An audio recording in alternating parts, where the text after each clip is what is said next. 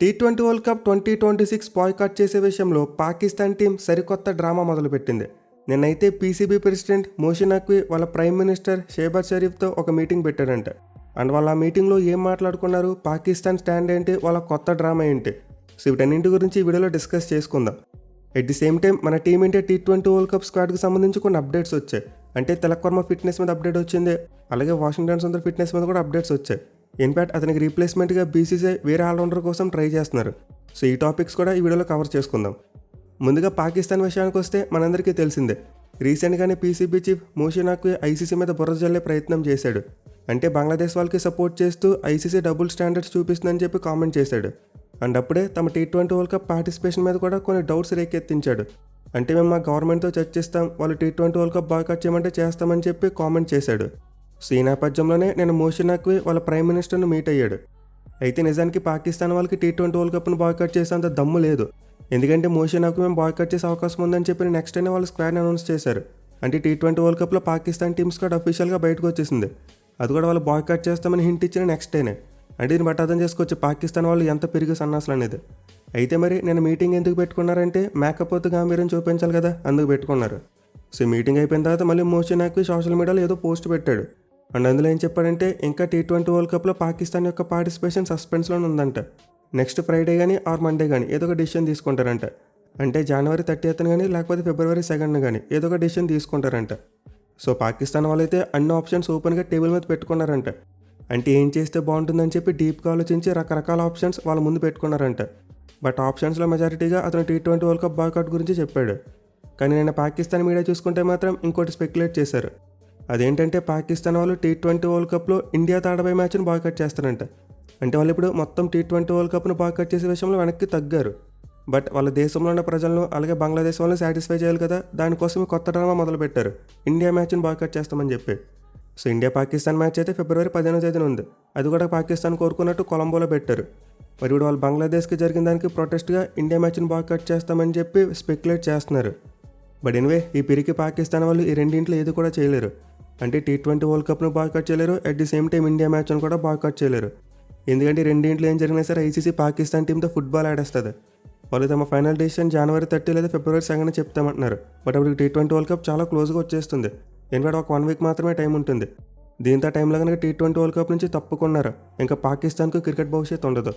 ఎందుకంటే already ICC విధించబోయే sanctions గురించి ఒక అప్డేట్ వచ్చింది. ఒకవేళ పాకిస్తాన్ కనుక టీ20 వరల్డ్ కప్ బాయ్కాట్ చేస్తే వాళ్ళకి కంప్లీట్గా బ్యాన్ చేస్తారు. అంటే వాళ్ళు భవిష్యత్తులో ఏ ఐసీసీ టోర్నమెంట్లో కూడా పార్టిసిపేట్ చేయలేరు. At the same time continental tournaments అంటే ఏషియా కప్ లాంటి టోర్నమెంట్స్లో కూడా వాళ్ళు పీకి పారేస్తారు. అలాగే వీటితో పాటు వాళ్ళు టీ20 లీగ్ అని పిఎస్ఎల్ వీటిలో ఒక ఫారెన్ ప్లేయర్ని కూడా ఆడనివ్వరంట. ఐసీసీ వాళ్ళు ఓవర్సీస్ ప్లేయర్స్ ఎవరికి కూడా ఎన్ఓసి ఇవ్వనివ్వరంట. So already ICC Bangladesh team మీద చాలా తీవ్రంగా యాక్షన్ తీసుకోబోతుంది. వాళ్ళు వరల్డ్ కప్ బాయ్కాట్ చేసినందుకు వాళ్ళకి ఫైనాన్షియల్గా చాలా బిగ్ లాస్ రాబోతుంది. బట్ పాకిస్తాన్ వాళ్ళు అలాంటివి చేస్తే వాళ్ళకి దాంతోపాటు ఇంకా గట్టిగా తగులుద్ది దెబ్బ. ఇన్ఫాక్ట్ గట్టిగా మాట్లాడితే అసలు బయలాటరల్ సిరీస్లు కూడా జరగకుండా చేసేస్తారంట. సో ఆల్రెడీ ఐసీసీ టీ20 వరల్డ్ కప్లో పాకిస్తాన్ వాళ్ళకి ఏం కావాలో అది ఇచ్చింది. అంటే వాళ్ళు హైబ్రిడ్ మోడల్ కావాలన్నారు, హైబ్రిడ్ మోడల్ పెట్టారు. వాళ్ళ మ్యాచెస్ అన్ని శ్రీలంకలోనే ఆడబోతున్నారు. అయినా కానీ వాళ్ళు టీ20 వరల్డ్ కప్ బాయ్కాట్ చేయవలసిన అవసరం ఏముంది, అవసరం లేదు. వాళ్ళు ఏదో బంగ్లాదేశ్ వాళ్ళకి షుగర్ కోటింగ్ పోద్దామని చెప్పి అలాంటి కథలు పడుతున్నారు. నేనైతే 101% ష్యూర్గా చెప్తా, పాకిస్తాన్ వాళ్ళు టీ20 వరల్డ్ కప్ బాయ్కాట్ చేయరు, వాళ్ళకంత దమ్ము లేదు. ఎందుకంటే అలా చేస్తే వాళ్ళ ఫ్యూచర్ నాశనం అయిపోతుంది. మళ్ళీ పాకిస్తాన్ క్రికెట్ బోర్డుకి వచ్చే రెవెన్యూలో చాలా రెవెన్యూ ఐసీసీ నుంచి వస్తుంది. అండ్ వాళ్ళే దాన్ని దేనికోసం పండించడానికి ఉపయోగిస్తున్నారు మనందరికీ తెలుసు. సో దీంతో వాళ్ళ దేశంలో క్రికెట్ ఆగిపోతే పాకిస్తాన్ కాస్త బెకారిస్తాన్ అయిపోద్ది. అఫ్కోర్స్ వాళ్ళు ఆల్రెడీ ఆ పొజిషన్లో ఉన్నారు, బట్ ఇంకా డీప్కి వెళ్ళిపోతారు. ఎట్ ది సేమ్ టైం జనాలు కూడా గవర్నమెంట్ మీద తిరగబడడం మొదలు పెడతారు. ఎందుకంటే ఇప్పుడు పాకిస్తాన్ వాళ్ళు మతం పేరు చెప్పి, క్రికెట్ పేరు చెప్పి, ఇండియా పేరు చెప్పి డైవర్ట్ చేస్తున్నారు వాళ్ళ జనాన్ని. కానీ ఇప్పుడు క్రికెట్ లేకపోతే పాకిస్తాన్ జనాలంతా వాళ్ళ గవర్నమెంట్ మీద తిరగబడతారు. సో ఖచ్చితంగా పాకిస్తాన్ వాళ్ళకైతే టీ20 వరల్డ్ కప్ బాయ్కాట్ చేసేంత సినిమా లేదు. ఇక ఇండియా మ్యాచ్ విషయానికి వస్తే దాన్ని కూడా బాయ్కాట్ చేసే దమ్ము లేదు భయ్య వాళ్ళకి. ఎందుకంటే ఇండియా మ్యాచ్ బాయ్కాట్ చేసిన ఐసీసీ సేమ్ అలాంటి ట్రీట్మెంటే ఇస్తుంది. మేలీ మ్యాచ్ వాళ్ళు కోరినట్టు కొలంబోలో పెడుతున్నారు. దీంతో పాకిస్తాన్ వాళ్ళు ఏమైనా ఓవర్ యాక్షన్ చేస్తే ఐసీసీ వాళ్ళని పాతాళానికి తొక్కేస్తుంది. నాకు తెలిసి పాకిస్తాన్ ఇమీడియట్గా టీ20 వరల్డ్ కప్ నుంచి పీకేస్తారు అండ్ వాళ్ళకి వచ్చే ప్రైజ్ మనీ ఆపేస్తారు. పార్టిసిపేషన్ ఫీ లాంటివి ఆపేస్తారు. ఎట్ ది సేమ్ టైం ముందు చెప్పుకున్న శాంక్షన్స్ అని కూడా విధించేందుకు చాలా ఎక్కువ అవకాశం ఉంటుంది. అండ్ ఆల్సో వీటితో పాటు పాకిస్తాన్లో ప్రజలు ఖచ్చితంగా వాళ్ళ మీద తిరగబడతారు. ఎందుకంటే వాళ్ళు ఇండియాతో మ్యాచ్ ఆడిపోతే ఖచ్చితంగా అందరూ కూడా కామెంట్ చేస్తారు, మీరు వాళ్ళ ఫామ్ చూసి భయపడుతున్నారు. ప్రజెంట్ మన టీమిండియా ఫామ్ ఎలా ఉందో చూసాం కదా, న్యూజిలాండ్ టీంని గడగలు ఆడించేస్తున్నారు. అలాంటిది పసికొండ పాకిస్తాన్ టీం ఎదురైతే పాతాళానికి తొక్కుపడేస్తారు. దీనివల్ల పాకిస్తాన్ టీం భయపడుతుంది, వాళ్ళ ప్రీమియం ఫాస్ట్ బౌలర్స్ క్యాచ్ చేసుకుంటున్నారని చెప్పి ఒకటి మ్యూజిక్ ఇంకా సోషల్ మీడియాలో. సో ఒకవేళ పాకిస్తాన్ వాళ్ళు ఇండియా మ్యాచ్ని బాయ్కాట్ చేస్తే వాళ్ళకి ఐసీసీ వైపు నుంచి చాలా నష్టం కలుగుద్ది. అలాగే ఫ్యాన్స్ కూడా తిరగబడతారు. తమ సొంత ఫ్యాన్స్ తిరగబడేందుకు అవకాశం ఉంటుంది. వాళ్ళు పైకి మేము బంగ్లాదేశ్కి సపోర్ట్ చేయడం కోసం ఈ మ్యాచ్ని బాయ్కాట్ చేశామన్నా ఖచ్చితంగా అందరికీ తెలుసు వాళ్ళు టీమిండియా ఫామ్ చూసి భయపడి మ్యాచ్ని బాయ్కాట్ చేశారని చెప్పి ఇండైరెక్ట్గా మీనింగ్ వెళ్ళిపోద్ది. సో ప్రజెంట్ పాకిస్తాన్ చేస్తుందంతా కేవలం మేకపోతే గాంభీర్యం మాత్రమే. వాళ్ళు T20 వరల్డ్ కప్ని కానీ మన టీమిండియా మ్యాచ్ని కానీ బాయ్కాట్ చేసేంత దమ్ము లేదు. ఏదో బంగ్లాదేశ్ టీంకి షుగర్ కోటింగ్ పీయడానికి, అలాగే వాళ్ళ కంట్రీలో ఉన్న జనానికి వాళ్ళు గొప్ప అని చెప్పుకోవడానికి ఇలాంటివి చేస్తున్నారు.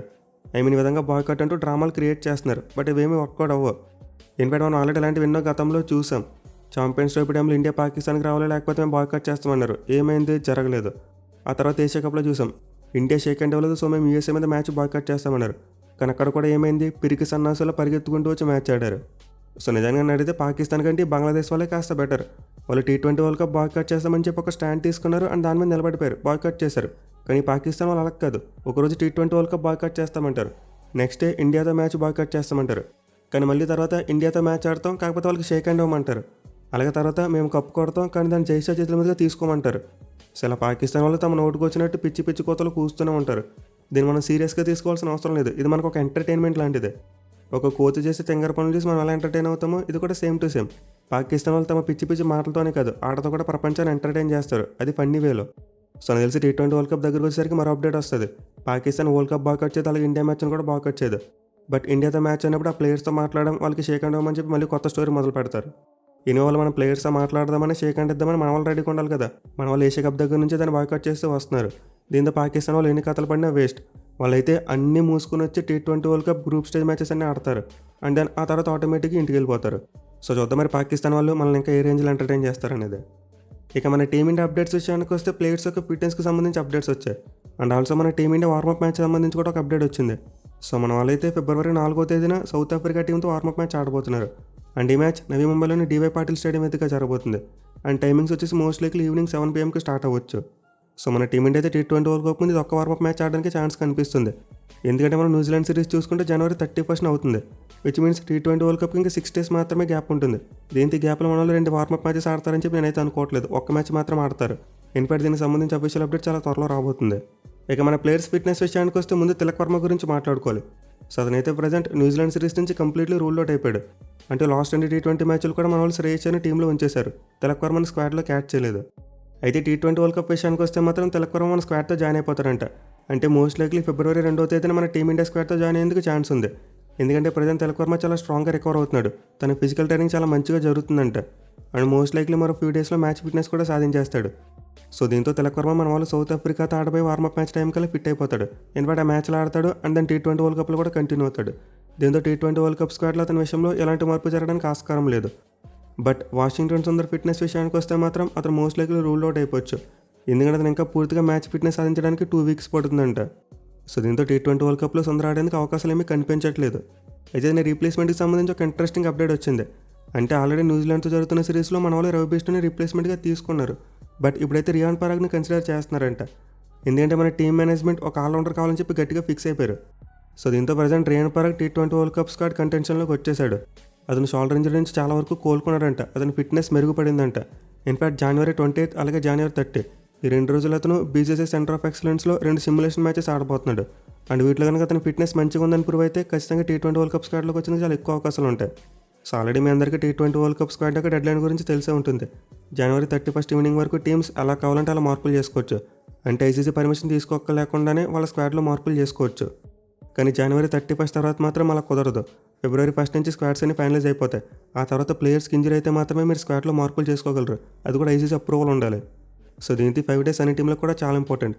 తాము ప్రకటించిన ప్రొవిజనల్ స్క్వాడ్స్లో ఏమైనా మార్పులు చేయాలంటే 5 days ఉన్నాయి. దీంతో మన టీమిండియా కూడా 5 days చాలా కీలకంగా మారబోతున్నాయి. పర్టికులర్గా 4th T20 మ్యాచ్ చాలా ఇంపార్టెంట్. సో ప్రజెంట్ అయితే రవి బిష్ణు మనకి చాలా మంచిగా బౌలింగ్ చేశాడు తను ఆడిన ఒక్క మ్యాచ్లో. దీంతో మన ఒక కొత్త గణంలో థింక్ చేయడానికి ఆస్కారం ఉంటుంది. అంటే ఇప్పుడు రవి బిష్ణు మరి కుల్దీప్ యాదవ్ వీళ్ళిద్దరికి మ్యాచ్ పెట్టచ్చు. నెక్స్ట్ మ్యాచ్లో ఎవరైతే బాగా పెర్ఫామ్ చేస్తారో వాళ్ళని T20 వరల్డ్ కప్ స్క్వాడ్కి తీసుకుంటాం అని ఒక కాంపిటీషన్ పెట్టచ్చు.